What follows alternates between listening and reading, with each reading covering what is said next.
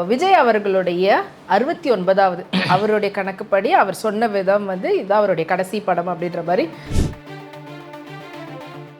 அதுக்கான பூஜை காலையில் நடந்தது. விஜய் அவர்கள் ஒரு 3 பக்கம் ப்ரெஸ் ரிலீஸ் ஒன்று கொடுத்துருக்கிறாரு. உலகத்திலேயே சோஷியல் மீடியாவில் ஒரு கட்சி அறிவித்த ஒரே தலைவர் விஜய் மட்டும்தான். அதை நான் எல்லா இடத்துலையும் பதிவு பண்ணுறேன். ஏன் பதிவு பண்ணுறேன்னா, இது மாதிரி ஒரு கட்ஸ் யாருக்கும் வராது. அது மாதிரி செயலியில் தொண்டர்களை சேர்த்தேன்னு சொன்னார். இல்லை, இதை நீங்கள் இல்லைங்க, சீரியஸாக நான் அவருடைய புகழ்ச்சிக்காக சொல்லிட்டு இருக்கேன். நீங்கள் சிரிக்கிறத பார்த்து நேயர்கள் வருத்தப்பட்டு போகிறாங்க, அது இல்லை. ஆனால் இந்த எண்ணிக்கையை காமிச்சிட்டு நாங்கள் இவ்வளோ பேர் எங்களுக்குள்ளே வந்துட்டாங்கன்னு சொல்கிறதே இவரை ஏமாத்துறாங்களா விஜய? உங்களை நாங்கள் பாதுகாக்கிறோம்னு சொல்லிட்டு படுகொழியை தள்ளிட்டு இருக்காங்களோன்னு ஒரு சந்தேகம் ஏற்படும். புசியானதை சொல்லல. இல்லை, நான் இன்னும் அவரை பற்றி ஆரம்பிக்கவே இல்லைங்க. அவர் மிகப்பெரிய, அவர் தான் கடப்பாறையோடு போகிற ஆள் கிடையாது, பொக்லைனோட போகிறாரு. கடப்பாறை கூட லேட்டாக தான் தோண்டுவாங்க. அங்கே உடனடியாக அவர் அந்த மேடையை விட்டு இறங்கி பதில் சொல்ல முடியல அவரால். அம்மா, நான் கும்பகோணம் போகணும், நான் தஞ்சாவூர் போகணும், நான் சீர்காழி போகணும், சிதம்பரம் போகணும்னு உடனே எனக்கு பிரபுதேவா படத்தில் வர காட்சி தான் ஞாபகம் வருது.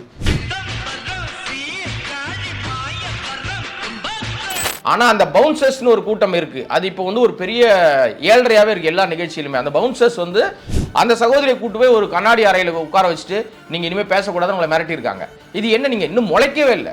இதில் வேற இவர் இந்த கடிதத்தில் சொல்கிறாரு, இல்லை அதில் மென்ஷன் பண்ணியிருக்காரு ராணுவ கட்டுப்பாடுன்றாருங்க. டக்குன்னு எனக்கு அம்மையார் ஜெயலலிதா ஞாபகத்துக்கு வந்துட்டாங்க.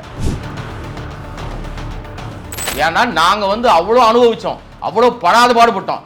மக்களை விடுங்க, பொதுமக்கள் அந்த அம்மா வீட்டில் எந்திரிக்கிறதுக்குள்ள ரோட பிளாக் பண்ணுவோம், அதெல்லாம் வேற. இந்த மாதிரி கொடுமைகள்லாம் அதுதான் ராணுவ கட்டுப்பாடு. ஒருத்தர் கிட்ட போக முடியாது. அனைத்து மந்திரிகளும் தரையில ஏதோ காசை போட்டு தேடிட்டு இருப்பாங்க. எங்க பத்திரிகையாளர்களே ஒரு கூட்டம் இருக்கு, அம்மானு போய் கையாந்திக்கிட்டு இருக்கிற கூட்டம்லாம் நானும் பார்த்துருக்கேன். நீ உன் போனஸை வேணாம், உன் வேலையை வேணாம், என் தளபதியை தான் நான் பார்க்க போவேன் அப்படின்னு நான் கிளம்பி வந்துரு.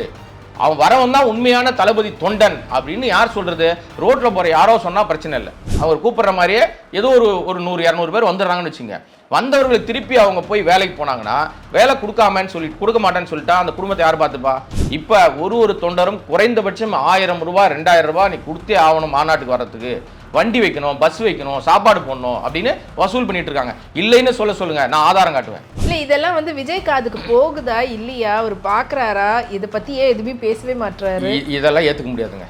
முதல்ல குடும்பத்தை பாரு. இந்த இடத்துல தான் நான் அஜித்தை குறிப்பிட விரும்புகிறேன். நான் அவர் ரசிகர் மன்றமே வேணாயா, எனக்கு வராதிங்க யாருமே. இல்ல, அவரை ஒரு தப்பான ஒரு வழியில நடத்திட்டு போறாங்க. 100% அவரை கைட் பண்ற ஆட்கள் சரியில்லை, கூட சுத்தி இருக்கிற ஆட்கள் யாரும் சரியில்லை. எல்லாரும் என்ன பண்றாங்கன்னா மிகைப்படுத்திட்டே இருக்காங்க அவர்கிட்ட.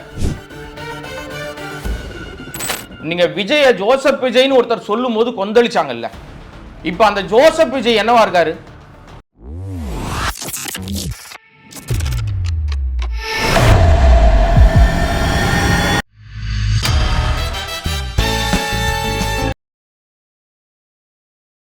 பிபிடி சினிமா நேயர்கள் அனைவருக்கும் வணக்கம். இன்னைக்கு நம்ம இடையே இணைஞ்சிருக்கிறவங்க மூத்த பத்திரிகையாளர் கோடாங்கி அப்ரஹாம் அவர்கள். வணக்கம். வணக்கம். முதல் முறையா நம்மளுடைய சேனலுக்கு நீங்க இன்டர்வியூ கொடுக்குறீங்க. பல இன்டர்வியூஸ் பல சேனலுக்குலாம் கொடுத்துருக்குறீங்க, பார்த்துருக்குறோம். ஸோ ஃபர்ஸ்ட் டைம் நம்ம சேனல் கொடுத்து வந்திருக்கு. வருக என வரவேற்கிறோம். ஸோ அதனால் நம்மளுடைய வியூவர்ஸ்க்காக உங்களுடைய அந்த கோடாங்கி அப்ரஹாம், ஏன்னா எங்களுடைய சாருக்கே டக்குனு கோடாங்கி நம்ம யோசிக்க ஆரம்பிச்சிட்டாரு. ஸோ எப்பத்துல இருந்து அந்த கோடாங்கின்ற விஷயம்? அது ஆல்மோஸ்ட் கிட்டத்தட்ட ஒரு 20 வருஷமா இருக்குங்க. நான் பெரிய ஒரு சீனியர் மேகசின்ஸ் டெய்லிஸில் இதிலெல்லாம் நம்ம ஒர்க் பண்ணியிருக்கோம். கிட்டத்தட்ட ஆல்மோஸ்ட் என்னுடைய இந்த எக்ஸ்பீரியன்ஸ் ஒரு 30 வருஷம். பிரபலமான நாளிதழ்கள் அதிலெல்லாம் சீனியர் இன்சார்ஜாக, சினிமாவில் பொலிட்டிக்கல் எல்லாமே. நான் பொலிட்டிக்கலும் பார்த்ததுனால பொலிட்டிக்கல் சம்மந்தமான விஷயத்துக்கையும் நிறைய இடங்களில் பேசிக்கிட்டு இருக்கேன். என்னென்னா கரெக்டாக பயாஸ்டு நம்ம பண்ண மாட்டோம். ஒரு விஷயம் தப்புன்னா அது யாராக இருந்தாலும் முகத்துக்கு நேராக சொல்லணும்னு அதுதான் பாலபாடம். இந்த கோடங்கின்ற பேரே அதனால தான் நான் வச்சுக்கிட்டேன். ஏன்னா கிராமங்களில் உங்களுக்கு தெரியும், அது அவங்கள பார்க்க முடியாது. இப்போ அது வியாபாரம் ஆயிடுச்சு.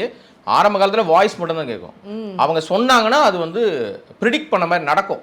ஓகே. ஸோ மறுநாள் அது நடக்கும். இல்லை அவங்களுக்கு இருக்கிற ஒரு ஆபத்தையோ அவங்களுக்கு வரப்போகிற விஷயத்தையோ முன்னாடியே முன்னறிவிப்புன்னு ஒரு விஷயம், ப்ராஃபஸின்னு கூட சொல்லுவாங்க. அந்த மாதிரியான சம்பவங்களுக்கு சாம கோடங்கி அப்படின்னு. கோடங்கின்றதே நள்ளிரவில், அதுவும் அதிகாலையில் கேட்குற ஒரு குரல்.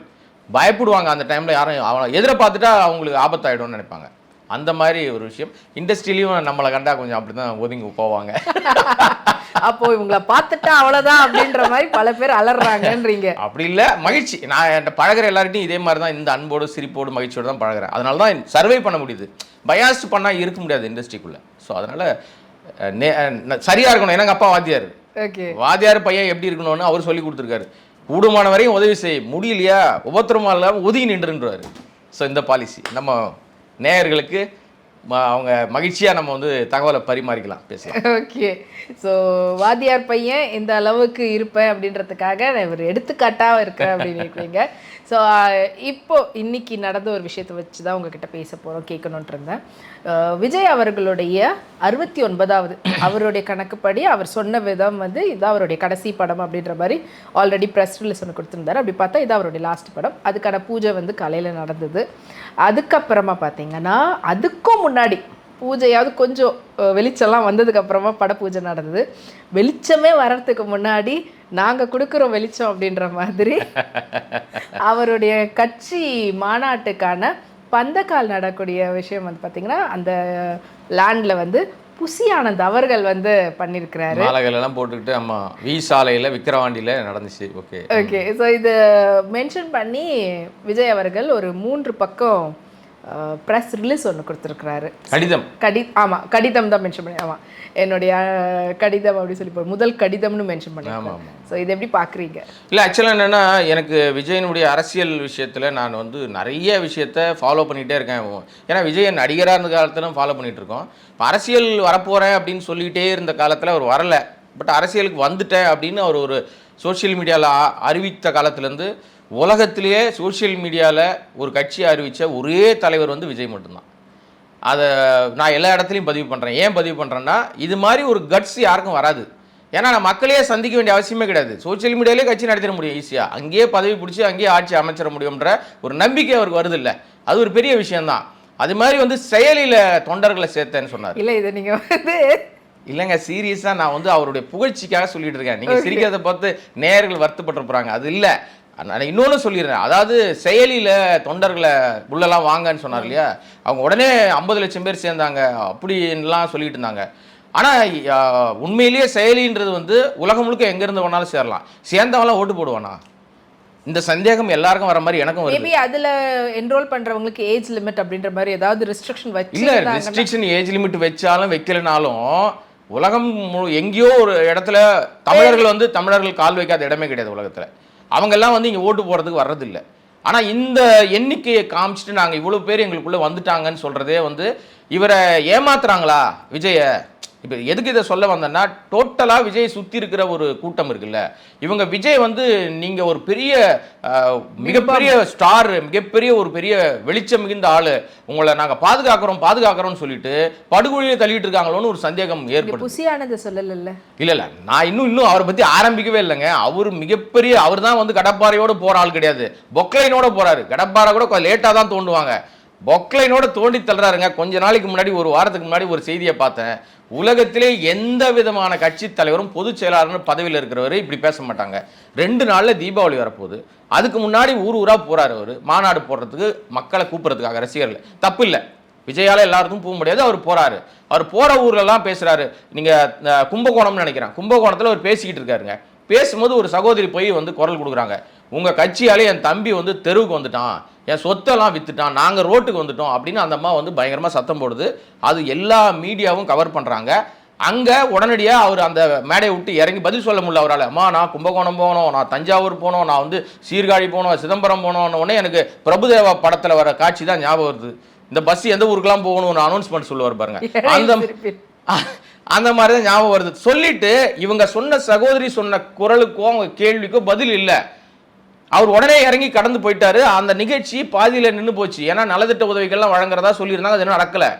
ஆனால் அந்த பவுன்சர்ஸ்னு ஒரு கூட்டம் இருக்குது, அது இப்போ வந்து ஒரு பெரிய ஏழ்றையாகவே இருக்குது எல்லா நிகழ்ச்சியிலுமே. அந்த பவுன்சர்ஸ் வந்து, இது சீரியஸாக சொல்கிறேன், நான் சிரிப்புக்காக சொல்லலை, அந்த சகோதரியை கூட்டு போய் ஒரு கண்ணாடி அறையில் உட்கார வச்சுட்டு நீங்கள் இனிமேல் பேசக்கூடாதுன்னு உங்களை மிரட்டியிருக்காங்க. இது என்ன, நீங்கள் இன்னும் முளைக்கவே இல்லை, ஒரு 2 இலை கூட வரல. நான் இலையினொன்னு வேற ஏதாவது கட்சி ஞாபகம் தரக்கூடாது உங்களுக்கு. அது எதுவுமே நடக்கல. அதுக்குள்ளே நீங்க வந்து இவ்வளோ ஒரு விஷயங்கள் பண்றீங்க. ஒரு கூட்டத்தில் கூட டிசிப்ளின்றதை பார்க்க முடியல. ஒரு பொதுச் செயலாளர், கட்சியினுடைய பொதுச் செயலாளருங்க, அவர் மேடையில் நிற்கிறாரு, அவரை ஒருத்தன் கையை பிடிச்சி இழுக்கிறான், பேசிட்டு இருக்காரு சீரியஸா, நீ வா என் கூட அப்படின்னு அவன் இழுத்து கீழே உட்கார வைக்கிறான். அவர் எந்திரிச்சு நிற்கிறாரு, ட்ரை பண்றாரு. சுத்தி சுத்தி இந்த மாதிரி அடிச்சா நீங்க என்ன அரசியல் பண்ண போறீங்க? இதுல வேற இவர் வந்து இந்த கடிதத்துல சொல்றாரு, இல்ல அதுல மென்ஷன் பண்ணிருக்காரு ராணுவ கட்டுப்பாடுன்றாருங்க. டக்குன்னு எனக்கு வந்து அம்மையார் ஜெயலலிதா ஞாபகத்துக்கு வந்துட்டாங்க. இந்த வார்த்தையை அவங்க தான் அடிக்கடி பயன்படுத்துவாங்க.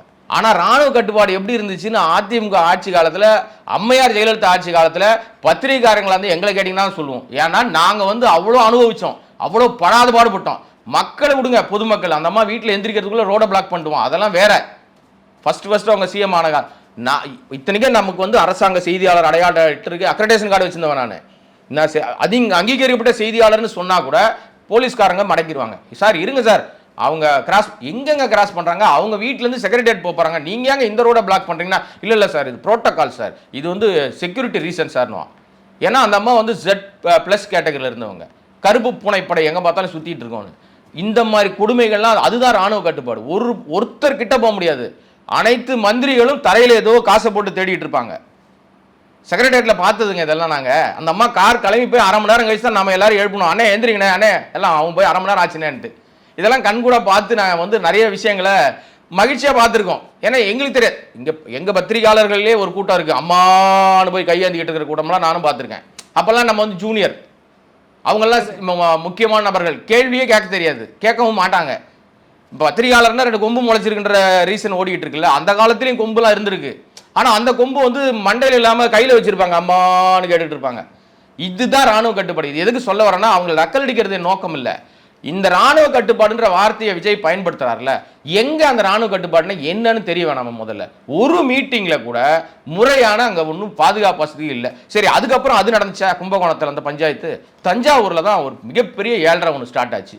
இன்ன வரைக்கும் அந்த 7.5 ஓடிட்டு இருக்கு. அதற்கு இவர் இந்த கடிதத்தில் ஒரு வார்த்தை கூட சொல்லலைங்க. அது ஆமா, எவ்வளவு பெரிய முக்கியமான விஷயத்தை அவர் சொல்லியிருக்காரு. புசியானந்த் சொன்ன விஷயம் தப்புன்னு எங்கேயா சொல்லியிருக்காரா? அந்த மாதிரி சொல்லியிருக்க கூடாது. நீங்க எப்படி, அதாவது எல்லா தலைவர்களுக்கும் இப்போ வந்து ஒரு சின்ன ஆசை வந்துடுச்சுங்க. அது என்னன்னா, குட்டி கதை மேடையில் சொல்றோம்னா நம்ம பெரிய ஆள் ஆகலாம்னு நினைக்கிறாங்க போது. இந்த குட்டி கதையில பெரிய ஆளா நினைக்கிற ஆட்கள் எல்லாமே குட்டி சோறுக்கு நேராக தான் போயிட்டு இருக்காங்க, யாரும் எதிர வரமாட்டேங்கிறாங்க. ஒரு கதை சொல்றாரு, ஒருத்தன் போய் வந்து வேலை செய்யற இடத்துல போய் முதலாளி கிட்ட கேட்கறானா, முதலாளி எனக்கு லீவு கொடுங்க 26, 27. ஏன்னா அவர் சொன்ன கதை, நான் இல்லை அந்த கதைக்கு சூத்திரதாரி அவரு. உடனே அந்த முதலாளி சொன்னா, நீ முக்கியமான நாள் லீவு போட்டினா உனக்கு சம்பளம் தர மாட்டேன், வேலை இது தர மாட்டேன், போனஸ் தர மாட்டேன், நீ உன் போனஸை வேணாம், உன் வேலையை வேணாம், என் தளபதியை தான் நான் பார்க்க போவேன் அப்படின்னு நான் கிளம்பி வந்துரு. அவன் வரவன் தான் உண்மையான தளபதி தொண்டன் அப்படின்னு யார் சொல்றது? ரோட்டில் போகிற யாரோ சொன்னால் பிரச்சனை இல்லை. சரி, ரோட்டில் போகிறவன் யாரோ பேசிட்டு போகிறான்டா, அவன் மனநிலை ஏதோ பாதிக்கப்பட்டு ஏதோ பேசுகிறான்டான்னு சொல்லிடுவாங்க.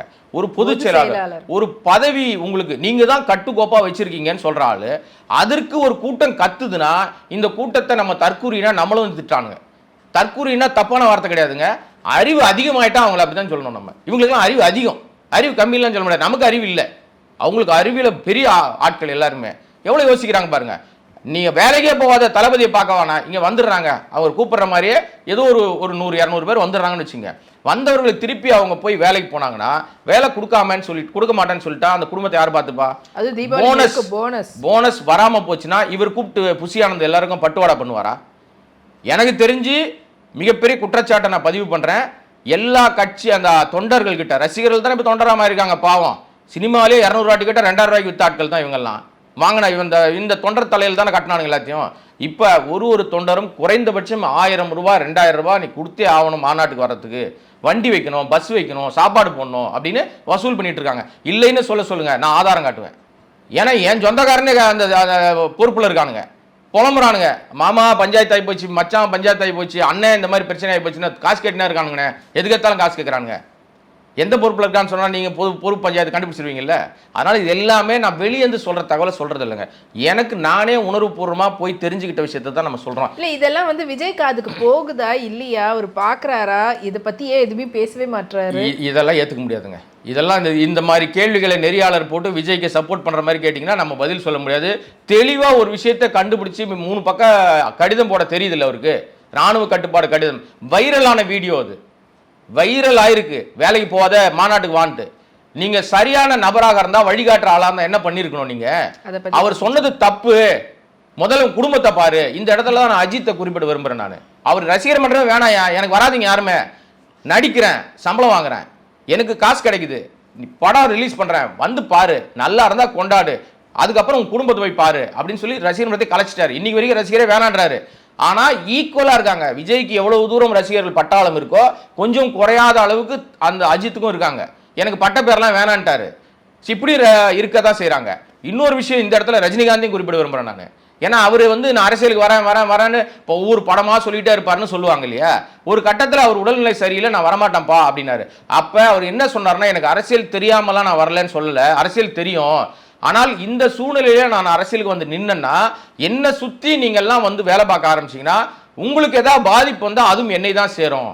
அதனால தொண்டர்களா இருக்க, ரசிகர்களா இருக்க, உங்களுக்கு என்டர்டைன் மட்டும் நான் பண்றேன், அரசியலுக்குள்ள நான் வரலன்னு சொல்லி அந்த நேரம் அவர் சொன்ன நேரம் வைரஸ் காலகட்டம்.